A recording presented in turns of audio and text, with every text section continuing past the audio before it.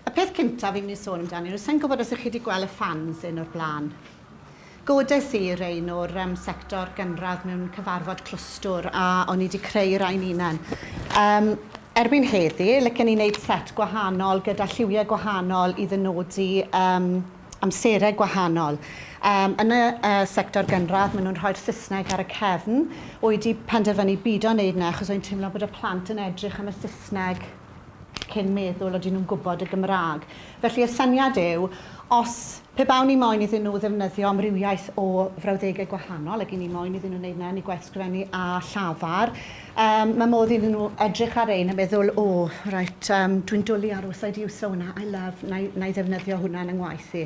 So, just rhywbeth i atgoffa nhw'r teip o iaith ddylen nhw fod yn ddefnyddio, wedi rhoi rhai idiomau yn y cefn, wedi meddwl, byswn ni'n licio cael fel o'n i'n gweud lliwiau gwahanol a falle rhai gwahanol, ddim ynghlwm falle idiomau ar wahân i batrymau iaith.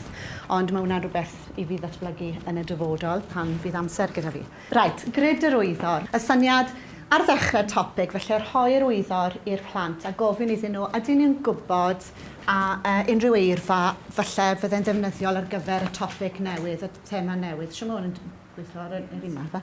Right, felly bydden nhw'n gwybod rhai gwledydd, felly bydden nhw'n gwybod y berfau, gallen nhw ddefnyddio ar wyliau. Felly sôn ydyn nhw'n gwybod bwyd, tywydd, so gallen nhw roi'r eirfa yna mewn. A wedyn falle geirfa i ddisgrifio, wyt i roi'r yn mewn fyna, achos byddem rhant i, felly ddim yn gwybod mai diflas yw'r gair yn reiddiol, achos bydden nhw'n ddefnyddio fe o fewn brawddeg yn fwy aml na pheidio mae'n ddiflas. Felly, wyt i rhoi rheina mewn fanna jyst i ddangos, ond bydde'r plant falle ddim. Wedyn, mae modd rhoi'r grid na nôl, falle ar ôl cyfres y wersi, i weld os oes mwy o bethau gallen nhw llenwi mewn. Wyt i defnyddio lliwiau gwahanol fanna, a mae modd i'r plant defnyddio lliwiau gwahanol hefyd i ddangos mai enw priod neu enw ansoddair, beth bynnag yw'r gair maen nhw'n ysgrifennu fe bod nhw'n dangos dealltwriaeth o'r iaith. Yn dilyn wedyn, cywirdeb iaith fel wedodd Meilir Rowlands bore yma. Nes i greu poster. Wel, mae'r grid gyda chi yn eich pecynnau. Fi'n credu bod nhw'n wyrdd. A mae dyn yn y llyfrgell gyda ni sy'n gallu creu rhain. Felly, y syniad yw i gael, mae grwpiau bedwar yn y grid negyddol amserau gwahanol i gael nhw o gwmpas yr ystafell. Sai wedi boddran gyda mai hi, achos maen nhw fel arfer yn gwybod si yn hi. Ond y syniad yw bod nhw ddim yn meddwl am mai fel gair sy'n dod ar ddechrau'r frawddeg, achos maen nhw'n meddwl yn Saesneg, a mae pethau gwahanol yn dod lan fan hyn, wedyn falle rhywbeth ar Sam is, neu the yn dod ar y cychwyn, a wrth gwrs it is. Dyn nhw ddim yn sylweddoli mae mai sy'n gorfod mynd yn gyntaf yn Gymraeg. Felly mae modd dangos iddyn nhw bod the mynd trwy neu neu collnod yn yr enghraifft yma. Felly mae enghreifftiau gyda fi, jyst ar y slide, sy'n debyg i beth sy'n ar y grid. A beth sy'n bwysig yn credu i esbonio i'r plant yw, is ddim bob amser yn glir yn y Saesneg. Enghraifft, mae'r frawddeg yma yn cyfieithu, Mum is enjoying sunbathing, neu mae'n gallu meddwl Mum enjoys sunbathing. Felly, dyw'r S na, mae'n cyfeirio at is. Dyw'r plant bob amser ddim yn gweld hwnna, achos nhw'n gweud is yn Saesneg. Dyn nhw'n gweld bod hwnna'n mai yn Gymraeg. Felly, Sam likes snorkeling, Sam is liking snorkeling. OK, so mae gweithgaredd fan hyn dy fi. Felly, there are lots of tourists here. Beth yw there are? Mai. Lots of, a fi trwyddo fe. Eitha. So maen nhw'n gallu croesi, gallen nhw gael copïau o'r rhain i hunain i drial gweithio nhw mas. Nawr, mae hwnna'n un anodd yn dweud mai fy chwaer yn, mae eisiau mai yn, a mae eisiau rhoi fy chwaer yn y blwch cyntaf. A wedyn mae'r bwyd yn anhygoel. Felly mae rhai geiriau ar ôl. So, mae nhw i fod nawr i drefnu brawddeg eu hunain. Ydy unrhyw un yn moyn trio? So mae'n hwyl chwarae gyda ffrindiau ar y traeth, neu mae'n hwyl chwarae ar y traeth gyda ffrindiau. Y grid yma, tebyg yn credu beth dwedais ti, ti'n rhoi geirfaeth yn nhw, maen nhw'n creu pethau. Mae hwn ar yr ardal, ond jyst y syniad bod dechrau'r frawddeg gyda'r ferf i hi, mae'n gas gyda fi, dwi'n mwynhau pethau fel yna, beth maen nhw'n hoffi, mwynhau, ble falle bydden nhw'n mynd i wneud y pethau yma, gyda pwy a pam ar y diwedd. Nawr, wy'n deall bod treigladau yn eisiau fan hyn. Mae'n well gyda fi fynd i barc ar ôl brawddegau idiomatig. Felly mae modd rhoi grid ar y bwrdd hefyd, fe bod y plant yn gallu bod yn ymwybodol o'r ein a tra bod nhw'n creu brawddegau, neu efallai, ar ôl iddyn nhw greu brawddegau, chi'n gofyn iddyn nhw gywiro'u gwaith nhw wedyn, a newid y geiriau sy'n angen.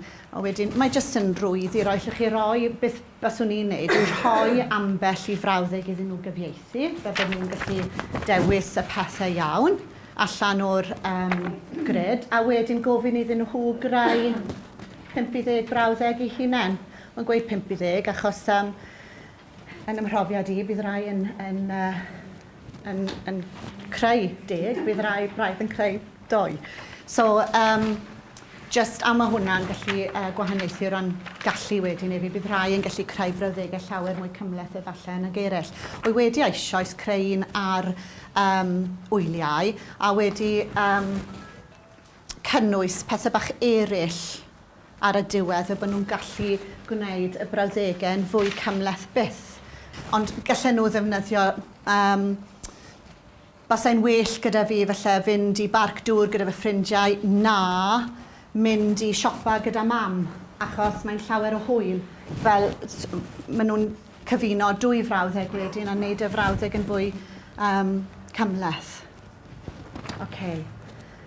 Yn debyg eto just rhoi iaith i'r plant, a maen nhw'n gorfod penderfynu, categoreiddio neu dodoli'r iaith, penderfynu p'un mae berf, enw, ansoddair, idiom.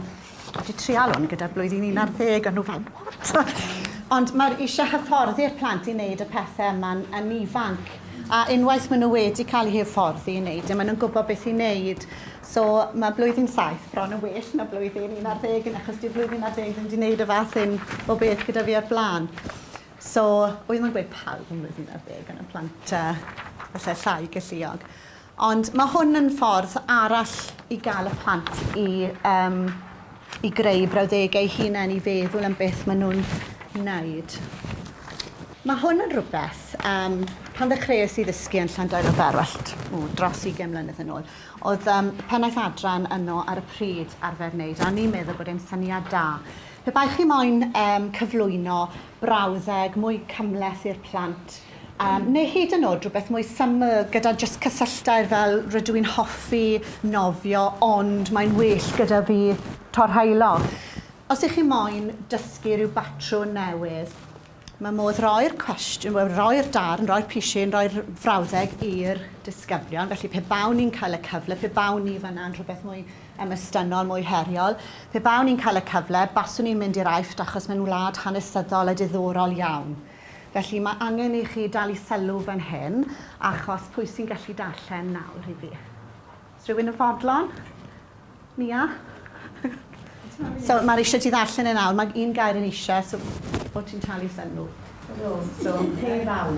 Ie, darllen ar y gyd, achos mae eisiau ti ymarfer ynganu. Nawr, pe fawn ni'n cael y cyfle, baswn ni'n mynd i'r aifft, achos mae'n wlad hanesyddol a diddorol iawn. Right, okay. Erbyn y diwedd, sdim lot ar ôl. Pe bawn ni'n neud hwn ar y bwrdd... Pe bawn ni'n neud hwn ar y bwrdd gwyn cyffredin i helpu'r rhai llai galluog, byddwn ni'n rhoi llinell le mae gair yn eisiau fel bod nhw'n gallu gweithio os bod eisiau 2 air cyn. A y tric yw i gael gwared ar y pethau newydd mwy ymestynol yn gyntaf, dim jyst unrhyw beth.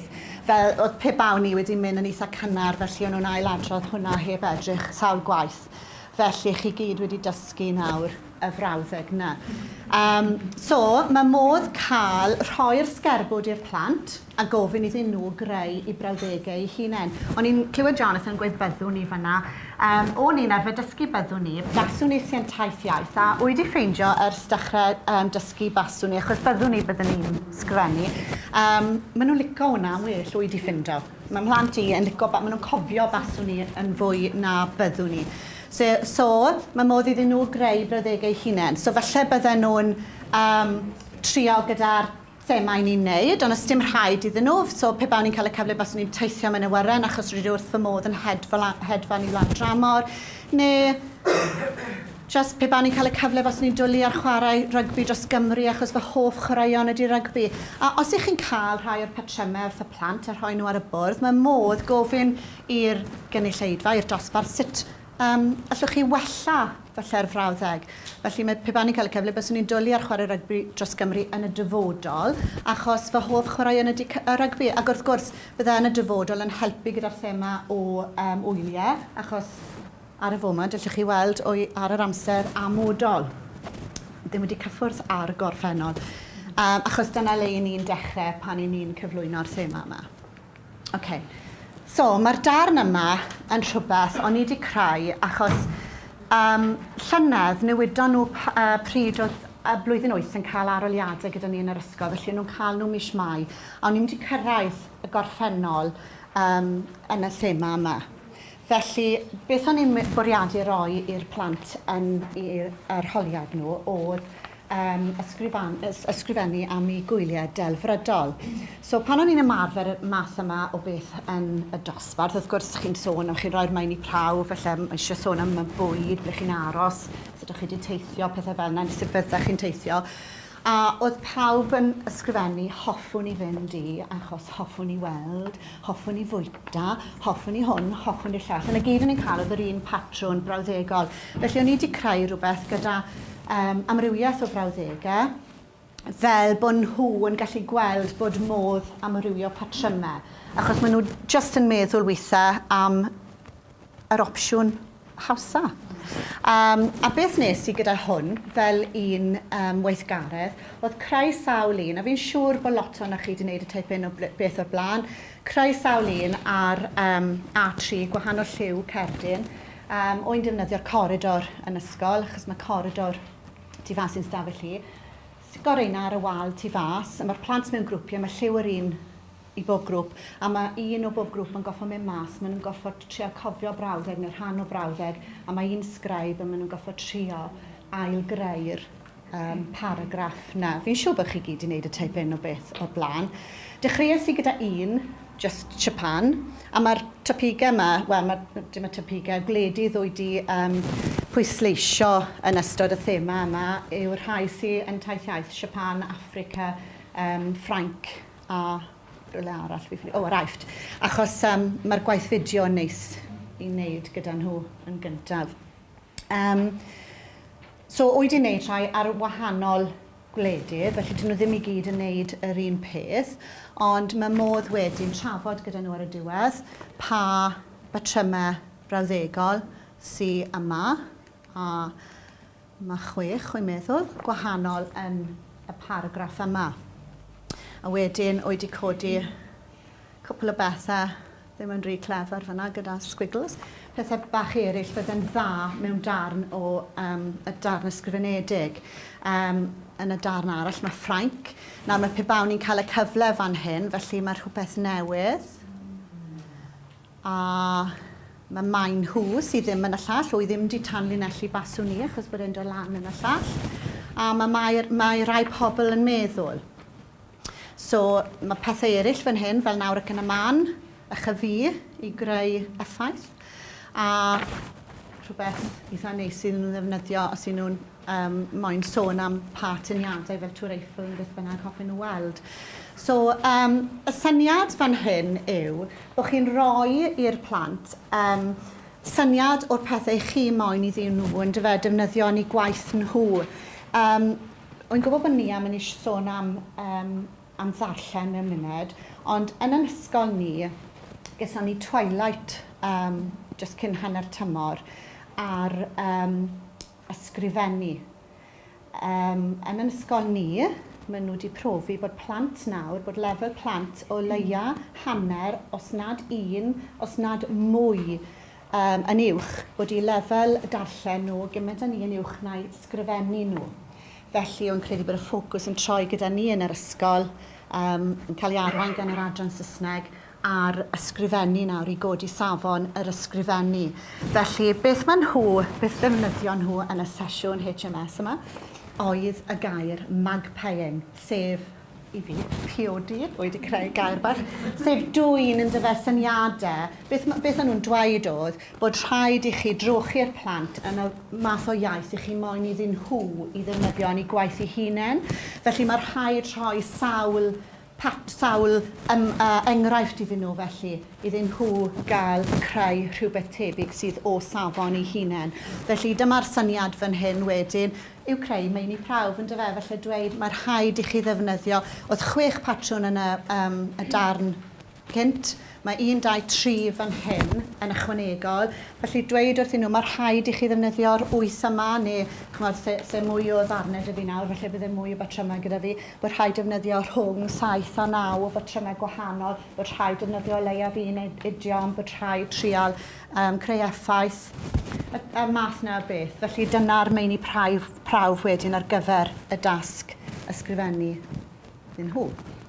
Wel, jyst yn fer iawn da, achos os dim, mae copïau gyda fi fan hyn, a mae'r syniad yma'n dod o Silt Cymru, so dim rhywbeth wedi creu, ond o'n i'n licio'r syniad, a o'n i wedi mynd ati greu dominos yn hunan, a oedd y prifathro yn yr ysgol, mae fe wedi bod mas i weld pob aelod o staff yn dysgu, gyda'r ffocws ar lythrennedd eleni.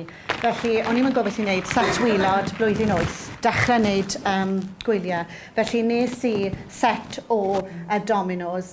Wy wedi creu rhain, dyn nhw ddim yn rwydd, ond achos bod Saesneg un ochr, chi'n gallu gwneud nhw gyda cwestiwn ag ateb, ond achos bod Saesneg un ochr, mae digon o iaith gyda'r plant i ddeall beth maen nhw'n wneud. Rhai geiriau, dyna oedd pwrpas y wers gyda'r cychwyn dasg, oedd, dwi'n mynd nôl fel hyn. Felly, rhoi hwn gyntaf, fe bod y geiriau felly allweddol, maen nhw'n barod wedi dod ar eu traws, mae hwnna'n eu pennau nhw. Wedi rhoi gwylio mewn fan hyn, achos mae lot ohonyn nhw fi'n siŵr bod eich plant chi hefyd yn cymysgu gwylio a gwyliau, felly pa un sy'n anghywir a beth yw ystyr gwylio, felly bydde gwyliau dyn nhw ar y gwylod, sa'n gwybod. Ond dyna oedd pwrpas hwnna, wrth gwrs mae'r geiriau, mae'r eirfa'n ffresh i'r dasg yma wedyn. Felly oedd rhaid i fi greu rhyw fath o weithgaredd i fynd gyda fe. Felly'r geiriau yma oedd rhaid i nhw ffeindio eu hunain ar ôl iddyn nhw gyd gwblhau'r dasg. A oedd i wneud digon o rein fel bod digon iddyn nhw weithio mewn par, achos dries i fe gyda dosbarth arall blwyddyn 7 neu beth bynnag, felly 3 neu 4 mewn grŵp, a nhw ddim i gyd yn cymryd ran wedyn. So, o'n i'n lwcus bod y llyfrgell gyda digon o ddiwiau, fel bod digon dy fi i bob par i wneud y gweithgaredd yma. Felly, reina'n pethau felly newydd neu beth bynnag iddyn nhw ffeindio, a wedyn y weithgaredd yma lle, a dyma beth oedd wedi helpu nhw i drefnu'r dominos yn y lle cyntaf. Pa eiriau sy'n debyg? A dyma'r pethau dylen nhw ddod lan na wedyn, achos mae'r grid gyda nhw i lenwi mewn. So, mae'r heina'n rwydd i ffindo, achos bod nhw'n debyg yn y Saesneg a'r Gymraeg. A wedyn oedd rhyw weithgaredd o'ch arall yn y credu. Diolch yn fawr.